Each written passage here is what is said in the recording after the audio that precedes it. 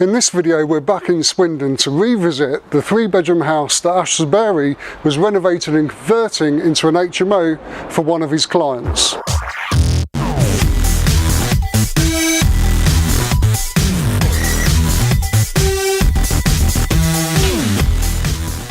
Hi, I'm Andy Walker from Monoperty.com, and on this channel I share my experience as a property investor and landlord, and also interview other investors so we can learn from their advice too. So if you're new here, consider subscribing for more videos like this. Yes, the refurbishment of this property is now complete, and we're back to take a look and to ask Ash the questions that you had from the comment section of the previous video.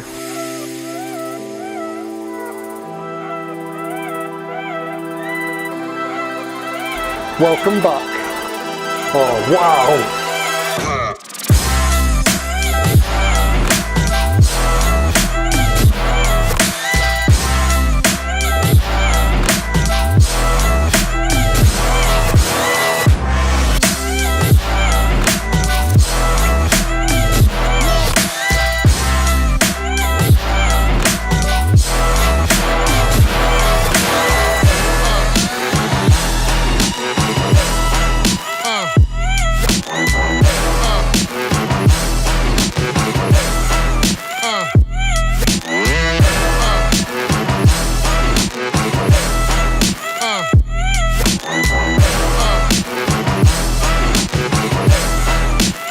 Ash, I don't know what to say, but well done. I mean, this is spectacular. It's fantastic. The attention to detail, the quality of the items in here is superb. Thank you very much.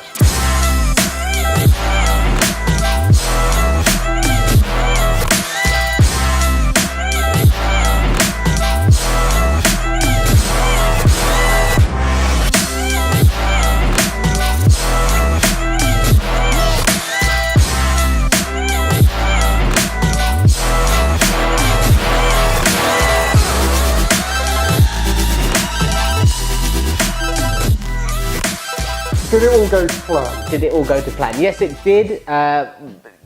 Planning, we were talking about this earlier. My ideal situation would have been we finished, dressed it all up, took our pictures and everything. So in that sense, we weren't able to do that because we got full with tenants. Right. Half the house is full anyway with tenants, and I never got a chance to dress the rooms in the way that I wanted to. So that's where it failed. But that was just for video really, wasn't it? To show people. That's just my because answer. Yeah. You had people arrive that wanted to move in, you weren't going to turn them away. Exactly.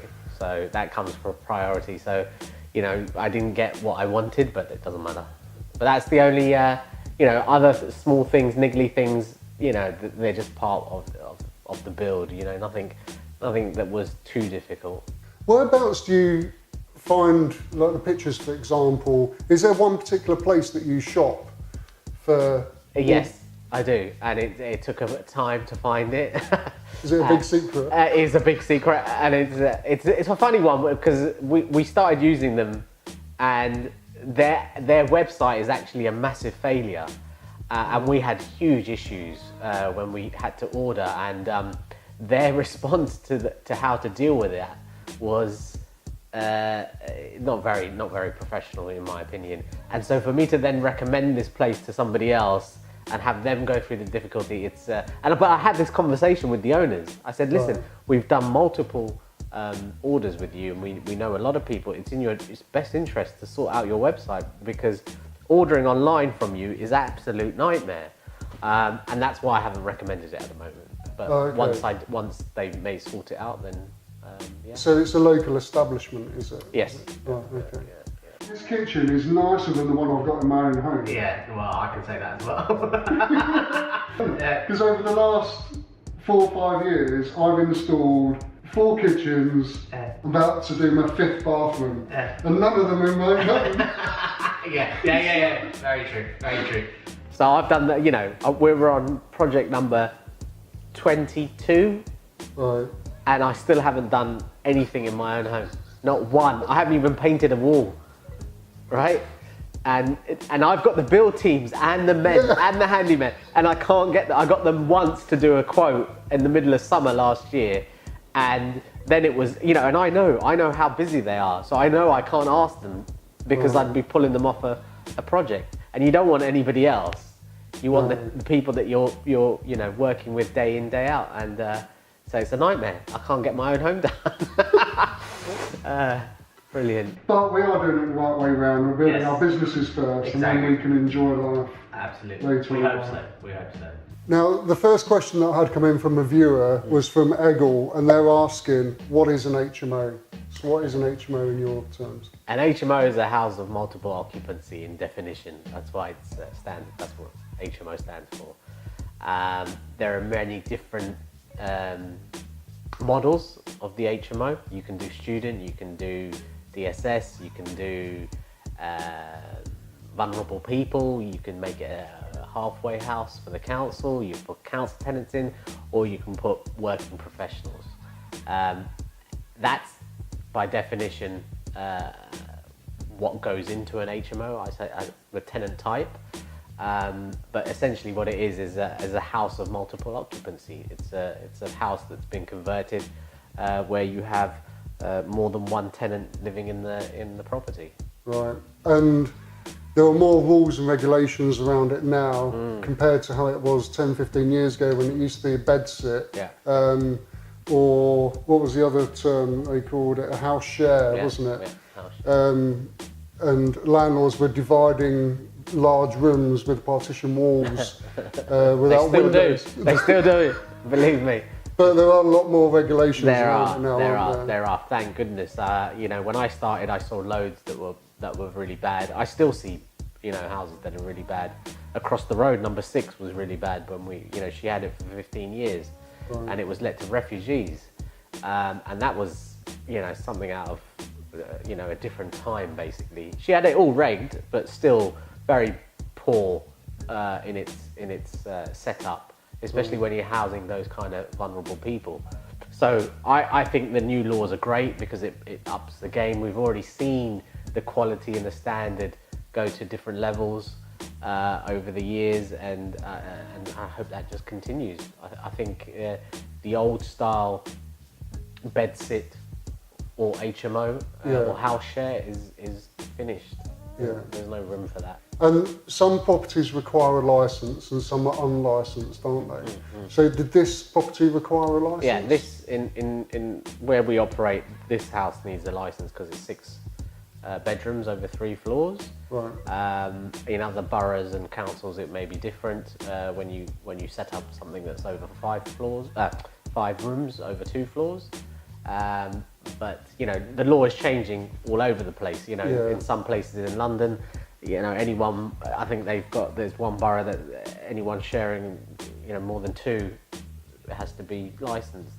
But as long as you stay connected with the borough that you're operating in and keeping in tune with what's going on, then and follow the line, you'll be all right. Yeah, the last time I checked the government website, the definition of an HMO was 3 or more unrelated people living under the same roof.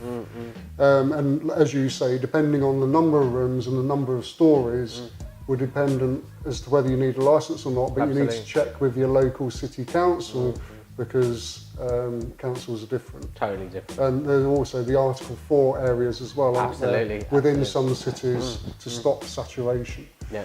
But so it's a large topic, isn't it, to fully understand, and the fact that you could know the rules and regulations in your own town doesn't necessarily mean you know them. Not at all. Not at all. Not at all. Where we operate here, things are totally different from just round the corner. Where things could be a lot more difficult, depending on the area and the council or what part of the country you're in.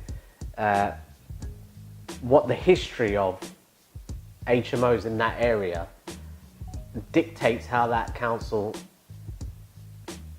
reacts to the HMO landlord or landlords in general. Right. And if you go to a place, I'm not going to mention any names, but if you go to an area where they've had issues with drugs, police being called in, neighbours complaining constantly, rubbish issues, etc., and the list goes on and on. And those complaints, they end up only with the with the mayor and MPs in the council, right? That support that borough. And if they keep reading that all these related issues are to do with HMOs, then how are they going to react? Right, yeah, makes sense. Right, so that's been the course for the last few years, if not longer.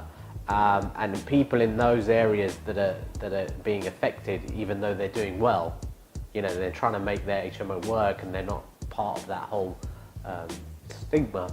They should do more to try and get the message out that they're trying to make things different. But you know, it's hard when you're operating in an area where so many things have gone wrong. Yeah. Well, I mean, you're doing your bit to bring them back up to standard, aren't you? I am. I hope so. It's all good. I hope so. I hope so. Okay, Mac Wright asks, great build. Can I ask the purchase price and your expected build costs, and what are the rents that you're likely to achieve? Thanks. Keep trucking. So I'll give you rough figures. It was around 190 to purchase. Right. Around between 70 and 80 to do the refurb, full refurb, and we're averaging between 6 and 650 per room. Right. Currently, the loft has gone for, I believe, 670. Right. I mean, I don't know why I'm surprised, because again, the standard of those rooms with the en-suites is top notch, isn't it? I don't know. You know, I do it because I've seen so many people do their thing, and you know, other operators around the country, I'm sure, are doing really good stuff as well. So yeah, they're good quality. Yeah. They serve the purpose that I want, which is to make sure that our tenants, our clients, have a good stay. They enjoy themselves. But whether they compete with other things that are going around the country, I don't know. I wouldn't want to brag about that. No, and you know, you've never bragged, Ash, about anything whenever we've talked. But you know, falling short of putting gold-plated, you know, light switches on, you can't do any better, can you? Yeah, no. I mean, it's a standard. It's a normal. This is what people expect from a normal home. I would want that to, you know, be the reality. You know, we don't have gold plated or diamonds hanging out of everywhere, right? But I've seen places that do. Yeah, some of those hotels and, you know, those penthouses and one bedrooms that they show off in the middle of cities and stuff. I mean, they're you know, some of them are just crazy. So I'm not comparing us against them, but you know, we like I said, we just make it as we think it would feel to us. Yeah. That's how we design it. We like the clean, crisp finish. You know, some of us have said, you know, some people have commented, you've got no colour in your life. And that's true. In some cases, we're men, you know, we need a bit of colour. So we do try to implement that in sometimes. But, you know, no one's said this is a bad finish. Yeah, no. Are they advising you to get a female on your team, or put the feminine touch on it or something? Yeah. I mean, I would love to get somebody in. I think we've got a new investor coming on, and that was part of the conversation we had with her. We're like, look, here's, you know what we do and everything, and you know, and I know you want input and you want to put some stuff in, but please add some. When it comes to dressing, come down and give us a hand, because you know we're you know, we've got 4 palettes, you know, white, grey, black, a bit of red. Oh, nice. And what about the yield? What yield is the investor receiving on this property? I think that's somewhere between 12 and 13%. Oh, wow, that's quite high. Not as high as other places. I know that because I operate in the north as well, and I know what people are getting. But I'm only an hour and a half away from London. Yeah. And this is the southwest, you know, so you have different mindsets investing here. Right. I mean, that's still good though, considering you know, most people, especially when they start out and they buy a property, they're kind of looking at the 6% yield, aren't they, really, for like a single let? Yeah, absolutely. Absolutely. So for someone to have a hands-off approach and invest through your company, that is a pretty good return. Oh yeah, yeah, for sure. That we've done our homework 10 years now, and we've, the analytics that go behind this whole thing is what people buy into, because you're not going to part with all your money because of some lovely kitchen we have. No. Right? That's just the staging and the colour, the cherry on the top. The behind the pictures and the kitchens and the beautiful showpieces of the analytics and how we approach the whole business is what people buy into. Paul Stringer asks, what timescales would you normally aim for from start to finish on an average project? In an ideal world, depending on when you pick up the keys, there's a whole process in this whole thing where you find, you view the property, you find out where it is, you do multiple viewings, you go back, you measure up, and then you get the keys. So if you're talking about from the point of getting the keys, from that day, ideally 3 months. Okay. Maybe 2, sometimes 4. Right. It just depends on the size of the project and what's happening. And that's completely gutting it, is it? Taking everything out? Yeah. I mean, in most cases, most of our projects is, we're gutting, we're going back to brick, we're taking it all out. And we had this conversation before where, on the party wall agreements, in some cases, that can get delayed, that can delay the project because you can't go any further. So that, extends the time in the project. But, as long as you factor all these things that could go wrong or could implement, or come into the equation and make things stretch out a little bit, then you'll be okay. So that the planning is huge, and that's why there's multiple visits before. And the day we pick up the keys, we've already set a plan. Right. We know what days, what's going to happen, from the moment the keys are picked up. Okay. And nothing, we don't live in an ideal world. No. Don't, if I told you that we've had a project that went 2 months to the dot, I'd be lying. Yeah. Okay. But we try very hard. And it must get easier the more you do, plus the contractors and builders that you work with, you'll know their availability. First one anybody buys, the first problem is that they've got to find tradesmen, haven't they, and builders. Absolutely. And that's very hard to do. It's a hard thing. 10 years I've been fortunate, but I remember going through that whole process, trying to making mistakes, going through troubles. And even today, it's not perfect. These builds that we have, nobody sees the drama that goes on behind the scenes, and nor should you. That drama is it's an internal thing that we have and we manage as a business. Right.